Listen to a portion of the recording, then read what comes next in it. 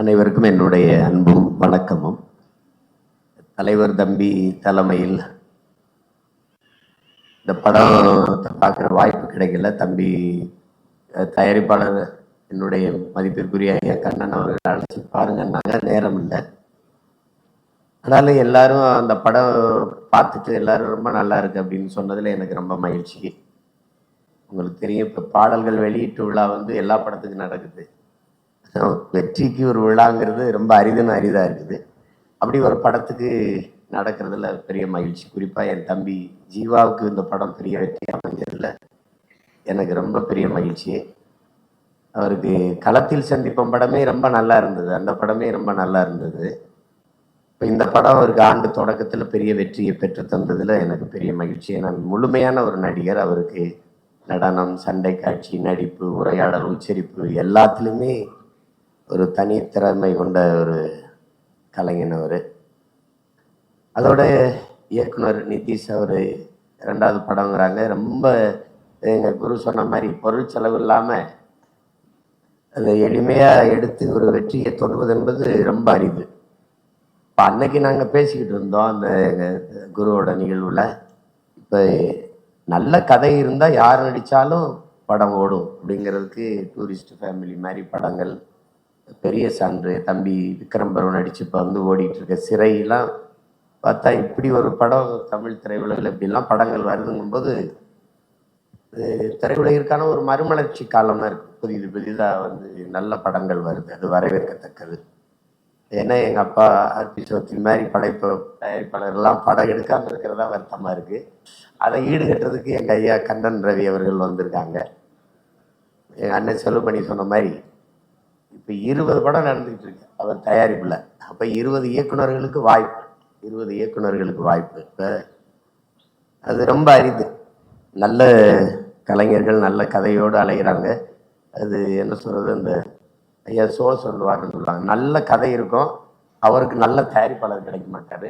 நல்ல தயாரிப்பாளர் இருப்பாங்க, அவருக்கு நல்ல கதை கிடைக்காது. இந்த முரண் தான் காலங்காலமாக நடந்துக்கிட்டு இருக்கு. ஆனால் இப்போ இது ரெண்டும் உடன்பட்டு போகுது, முரண்பட்டு போகலை. அதில் இந்த படத்தின் வெற்றிக்கு உழைத்த ஒளிப்பதிவாளர், இசையமைப்பாளரை ரொம்ப நல்லா சொன்னாங்க. அப்பா சௌத்ரியே சொல்லிட்டார், பின்னணி இசை ரொம்ப அருமையாக பண்ணியிருக்கீங்கன்னு சொல்கிறாங்க. அதை ரீரிகார்டிங், பின்னணி இசை ரீரிகார்டிங் ரொம்ப நல்லா பண்ணியிருக்கீங்கன்னாங்க. நல்ல தலைப்பு வச்சிருக்காரு, தலைவர் தம்பி தலைமையில்னு. அது எல்லாரும் என்னைய தலைவர் தம்பின்னு தான் சொல்கிறாங்க. எல்லாரும் எங்கள் தலைவரோட தம்பின்னு. ஆனால் எல்லாரும் நீங்கள் டீனே சொல்லிட்டு இருக்கிறீங்க. இங்கே எங்கள் டிடி வேற உட்காந்துருக்காங்க. அது தலைவர் தம்பி தலைமையிலே சொல்லலாம். அதை என்ன குரு, ரொம்ப நல்ல தலைப்பு. ஆனால் அது தமிழில் எழுதலை, அது எனக்கு ரொம்ப வருத்தம். இந்த பட வெற்றியில் ஐயா கண்ணன் ரவி எவ்வளோ மகிழ்வாங்களோ அதை விட நான் பெரிதும் மகிழ்கிறேன். ஏன்னா வெற்றிங்கிறது 3 எழுத்து வார்த்தை இல்லை, அது பல பேருடைய வாழ்க்கை. அது ரொம்ப பெருசு. அதை இந்த படம் தொற்றுப்பதில் எனக்கு பெரிய மகிழ்ச்சி. எல்லோருக்கும் என்னுடைய அன்பும் வாழ்த்துக்களும். நன்றி அண்ணா, ரொம்ப ரொம்ப நன்றி, மனமார்ந்த நன்றி. தேங்க்யூ சார், தேங்க்யூண்ணா, தேங்க்யூ வெரி மச்.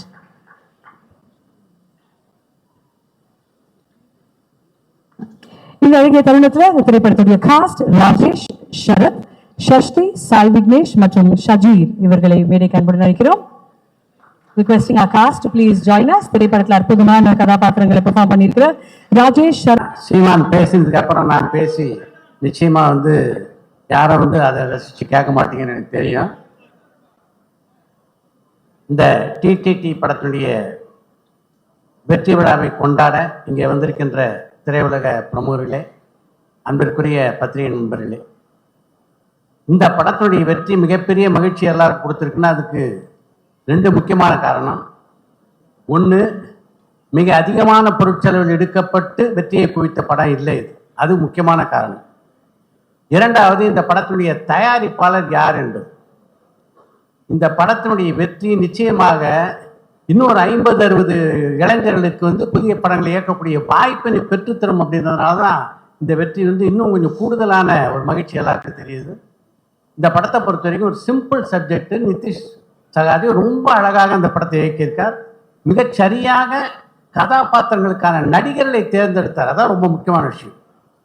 ஜீவாவை பொறுத்த வரைக்கும் இந்த படம் வந்து அவருக்கு ஒரு பெரிய ஒரு மறுமலர்ச்சி அப்படின்னு தான் சொன்னால், அவருடைய கதாபாத்திரம் சரி, அந்த ஹேண்டில் பண்ண விதம் இருக்குல்ல ஜீவா, வெரி குட். ரொம்ப எக்ஸ்ட்ரானரியாக பெர்ஃபார்ம் பண்ணியிருந்தாரு. ரொம்ப இயல்பாக இருந்தது படம் பார்க்க. எப்போவுமே இது மாதிரி படங்கள் நடிக்கும்போது எல்லா கதாநாயகரும் நமக்கு ஒரு 2 பாட்டு, நமக்கு ஒன்று ஒரு 4-5 ஃபைட்டு இதெல்லாம் எதிர்பார்ப்பாங்க. அதெல்லாம் தவிர்த்து விட்டு இந்த படத்துக்கு என்ன ஒரு கதாநாயகன் நியாயமாக செய்யணுமோ அதை ஜீவா பண்ணியிருந்தார். அதுதான் இந்த படத்தினுடைய வெற்றிக்கு மிக முக்கியமான காரணம் அப்படின்னு நினைக்கிறேன். இரண்டாவது, கதாபாத்திரங்களுக்கான நடிகர் தேர்வு. ஒரு பக்கம் இளவரசி எப்படிப்பட்ட நடிகர் அப்படின்றது எல்லாருக்கும் நல்லா தெரியும். சரியான கதாபாத்திரத்தை கொடுக்கணும் இளவரசிக்கிட்ட, கொடுத்தா அதுக்கப்புறம் அவர் பார்த்துக்குவார் மிச்சத்தை. அதே மாதிரி இன்னொரு பக்கம் தம்பி ராமையா, 2 பேரும் மிக அழகாக இந்த கதாபாத்திரத்தை ஹேண்டில் பண்ணியிருந்தாங்க. இந்த படம் டிடிடி, இந்த படத்தினுடைய தயாரிப்பாளரை பொறுத்த வரைக்கும் அவர் வந்து எம்எம்டி, மேன் ஆஃப் மைதாஸ் டச்சு. அதுதான் இந்த படத்தினுடைய வெற்றிக்கு காரணம். இந்த படத்தினுடைய வெற்றிக்கு துணை இருந்த எல்லோருக்கும் என்னுடைய வாழ்த்துக்களை தெரிவித்துக் கொள்கிறேன். நன்றி, வணக்கம். நன்றி sir, thank you so much sir. பொதுவாக தேட்டர்லேருந்து வெளியே வரும்பொழுது ஒரு 2 ஹவர்ஸ்க்குள்ள ஒரு சினிமா ரெவ்யூ வரும். ஆனால் வெற்றி விழாவில் திரைப்படத்துடைய ரெவ்யூ கொடுத்து பார்க்காதவங்க போய் படத்தை பாருங்க அப்படின்னு சொன்னதுக்கு மனமார்ந்த நன்றிகள் சார். Thank you so much. அது இங்கே சித்ரா லக்ஷ்மன் சாரால் மட்டும்தான் பண்ண முடியும். Thank you sir, thank you very much.